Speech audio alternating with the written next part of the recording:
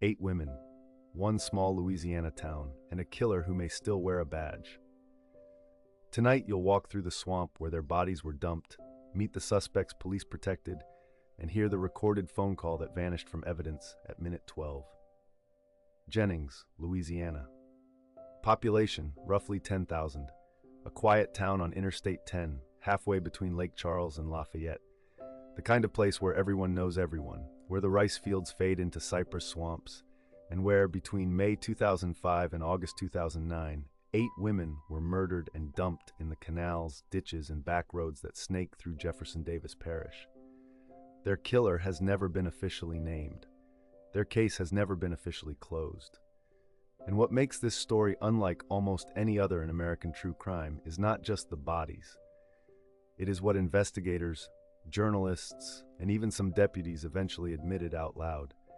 The killer may not have worked alone, and law enforcement itself may have been part of the machinery that kept him free. They called them the Jennings 8. Loretta Lynn Chasson Lewis, Ernestine Marie Daniels Patterson, Kristen Gary Lopez, Whitney DuBois, Laconia Chantel Brown, Crystal Shea Benoit Zeno, Brittany Gary, Neckel Gilry, all young, all black or biracial, all poor, all connected to the same tight web of drug houses, motel rooms, and truck stops that ran along Highway 90.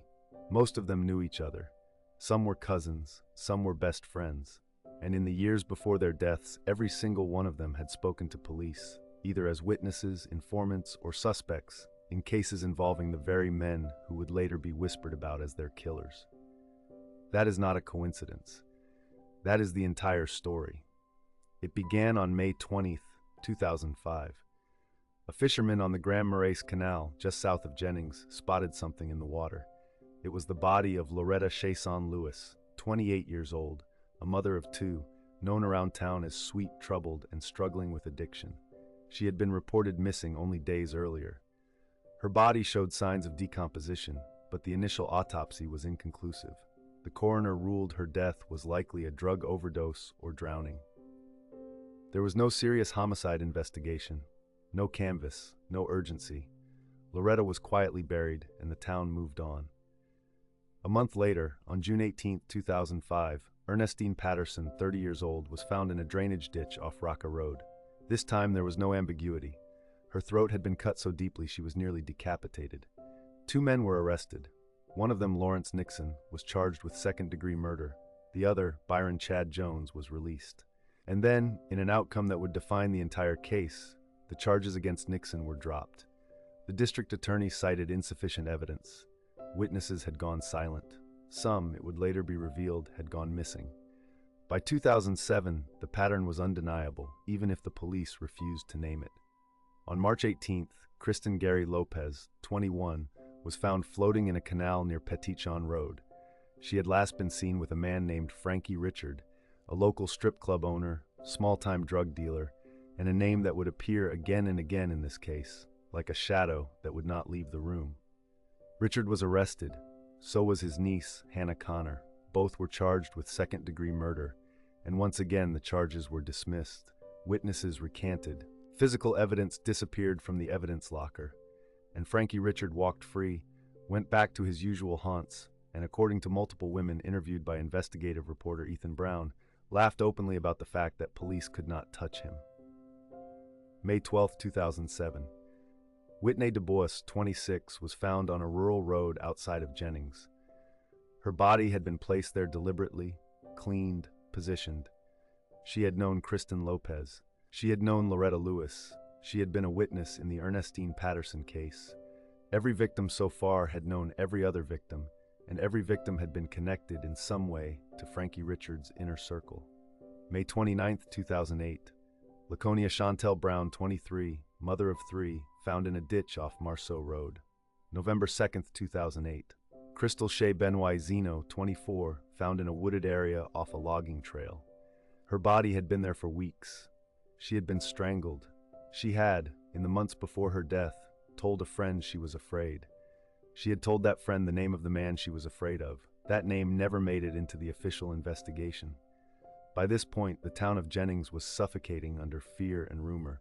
Task force meetings were held. The FBI was consulted. State police were brought in. and still no arrests stuck. In early 2009, the Jefferson Davis Parish Sheriff's Office established a multi-agency task force.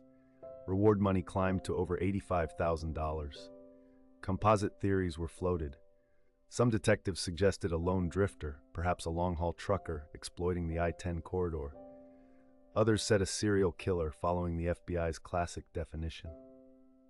But the women of Jennings, the ones still alive, the ones still working the streets and the motels, told a very different story.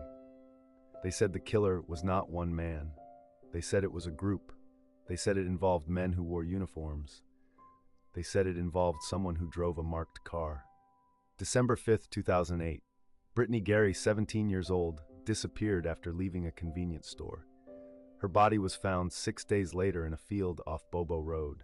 She was the cousin of Kristen Lopez, the third victim. She had reportedly told her family, in the weeks before her death, that she knew who killed her cousin. August 19, 2009. Nicole Guillory, 26 years old. Her body was found dumped along Interstate 10, just inside Acadia Parish. And Nicole, of all of them, may have been the most terrifying loss, because Nicole had told her mother, plainly and repeatedly, that she was about to be killed. She said the police were involved. She said she had information that would blow the entire case open. And within weeks, she was dead. Her mother, Barbara Guillory, went public. She named names on camera. She said her daughter had been an informant. She said her daughter had told her exactly which deputy she feared. The suspect list, once it finally leaked, was long and disturbing. Frankie Richard, the strip club owner with connections to every victim. Byron Chad Jones, the man released after the Patterson murder. A man named Danny Barry, associated with several of the women. And most explosively, several current and former members of the Jefferson Davis Parish Sheriff's Office. Not as investigators, as suspects.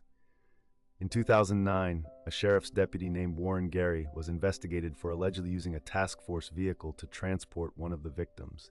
He was never charged. Another deputy was accused of tampering with evidence. He was not charged either. In 2007, a jailhouse informant named Jesse Ewing, who had been recording conversations with inmates who claimed knowledge of the murders, was suddenly arrested himself on charges of malfeasance, and his recordings were seized. Some of those recordings, according to court filings, never resurfaced. Investigative journalist Ethan Brown spent years on this case, producing the definitive account in his 2016 book, Murder in the Bayou. His conclusion, based on hundreds of interviews and thousands of pages of documents, was chilling in its clarity. Brown argued that the Jennings 8 were not the victims of a lone serial killer. They were, he said, targeted and eliminated because of what they knew. They were sex workers and drug users, yes, but more importantly, they were witnesses. Witnesses to police corruption. Witnesses to a network of drug trafficking that ran through Jefferson Davis Parish, involving members of law enforcement. Every time one of them talked to a detective, every time one of them appeared on a subpoena list, every time one of them named a name, they were signing their own death warrant. Brown pointed to a specific location, a house on South Andrew Street known as the Boudreaux House. He alleged that this house was a central hub, and he alleged that multiple witnesses placed law enforcement personnel at that house, at times with the victims, in the days and weeks before their murders. The local response was, predictably, defensive. The sheriff's office denied any wrongdoing. Officials pushed back on Brown's reporting. But then something remarkable happened. In 2016, HBO acquired the rights to Murder in the Bayou for a documentary series. And in October 2019, days before that series was scheduled to premiere, a bombshell dropped. Ethan Brown released documents suggesting that the sitting United States Congressman for Louisiana's 3rd District, Clay Higgins, who had previously served as a spokesman and captain with the St. Landry Parish Sheriff's Office and had ties to law enforcement in the region, may have had connections worth examining. Higgins denied any involvement in the murders themselves. But the story sent shockwaves through Louisiana politics, forcing renewed attention on a case that had been quietly gathering dust. And yet, even with the HBO documentary, even with the book, even with the mother of Nicole Guillory naming names on national television, no one has ever been charged with the murders of the Jennings 8. not one arrest that has held, not one conviction. Frankie Richard died in 2020 of natural causes without ever facing a court on these charges. Several other suspects have died in the years since, taking whatever they knew with them. The task force, once loud, went quiet. Reward money still sits unclaimed. The families still gather every year, on the anniversaries, at the canals and the ditches where their daughters were found. They light candles, they read the names out loud, and they wait for a knock on the door that never comes. What makes the Jennings 8 case so uniquely devastating is not the number of victims. 8 is not the highest count in American serial murder. What makes it devastating is the shape of the silence around it. This was not a killer who eluded a competent investigation. This was, according to the most credible reporting available, a case where the investigators themselves were compromised, where evidence disappeared, where witnesses died, where a jailhouse recording that might have named the killer was seized by the very agency being investigated, where a district attorney's office dropped charges again and again against the same handful of men, and where the victims, because of who they were, poor women of color living on the margins of a small southern town, were treated by the initial reports as disposable, as overdoses, as drownings, as bodies that just happened to keep appearing in the same swamp. There is a phrase that comes up again and again when you talk to people in Jennings, off the record, in kitchens, in parking lots, in the parts of a conversation nobody wants to see written down. That phrase is, everybody knows. Everybody knows who did it. Everybody knows who covered it up. Everybody knows why it will never come to trial. And that phrase, more than any piece of forensic evidence, more than any autopsy report, is what has haunted this case for nearly 2 decades. Because if everybody knows, then somewhere in that small town, walking into the same grocery stores and gas stations as the mothers of the dead, is a man or several men who took 8 lives and paid nothing. And the bayou, which swallowed the bodies, which held them until the fishermen found them, has held its final secret longer than anyone thought possible. The Jennings 8 are not just cold cases. They are a warning about what happens when the people meant to protect the vulnerable are the same people the vulnerable have most reason to fear. A warning about how easily 8 women can be erased when the machinery of justice looks the other way. And a warning that in some corners of America, the swamp is not just a place on a map. It is a system. It is a silence. It is a way of making sure that certain names, certain truths, and certain killers never surface at all. If this case shook you, do the one thing the Jennings 8 never got. Refuse to let them be forgotten. Subscribe to Dark Cases, share this video with someone who has never heard their names, and turn on the bell, because the next case we investigate could be the one that finally breaks a silence someone worked very hard to keep. Their names deserve to be spoken. Say them out loud tonight.